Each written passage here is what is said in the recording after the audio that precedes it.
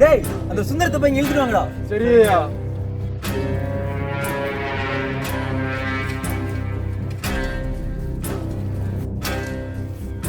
சுந்தரம் வாடா.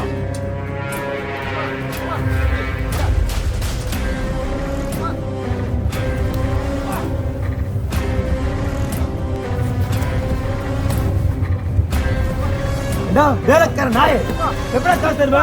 நிறுத்துங்கடா அவனை. எப்படா பணத்தை தர்றான்னு இருக்கா? குடுத்துருங்க. என்னடா குடுக்கறீங்க? அடிங்க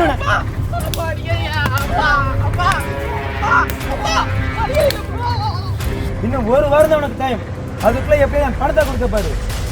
செத்துருவான். வாங்க பாப்போம். என்னப்பா சொல்லுங்க.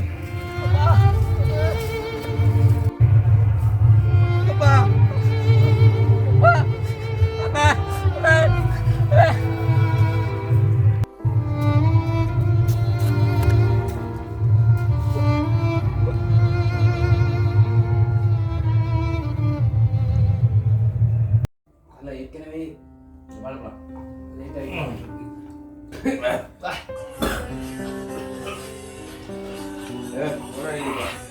சொல்றது கேர்ள் ஃப்ரெண்டு வச்சிருக்காதுங்க.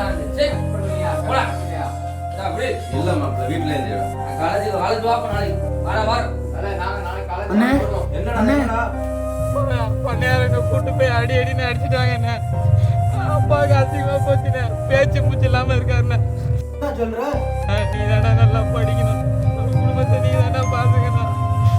தம்பி நீ கவலைப்படாதடா, நான் இருக்கேன். நான் நல்லா படிச்சு நம்ம குடும்பத்தை நான் பாத்துக்கிறேன்டா.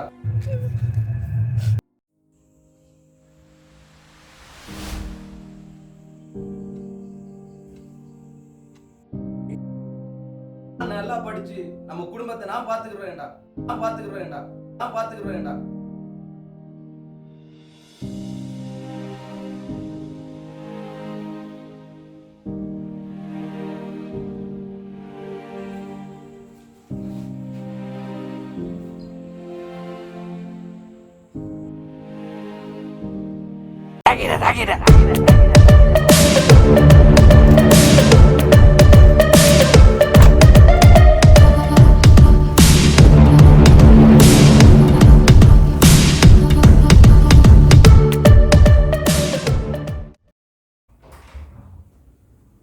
சார் உங்களை பார்க்க ஒரு 2 பேர் வந்திருக்காங்க சார்.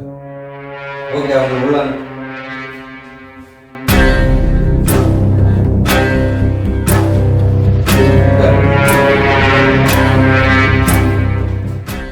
என்ன விஷயமா வந்திருக்கீங்க சார்? இந்த மாதிரி உங்க கம்பெனில இருந்து இந்த பையனுக்கு ஏதாவது வேலை இருக்குமான்னு கேட்கலாம் சார். ஓகே வெயிட் பண்ணுங்க.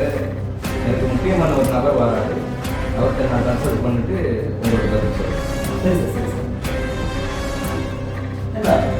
நம்ம ஊர்ல நம்மளோட பெரிய யார் இருக்காங்க? பாப்போம் யார் வரான்னு பார்ப்போம். நம்மளும் பார்ப்போமே.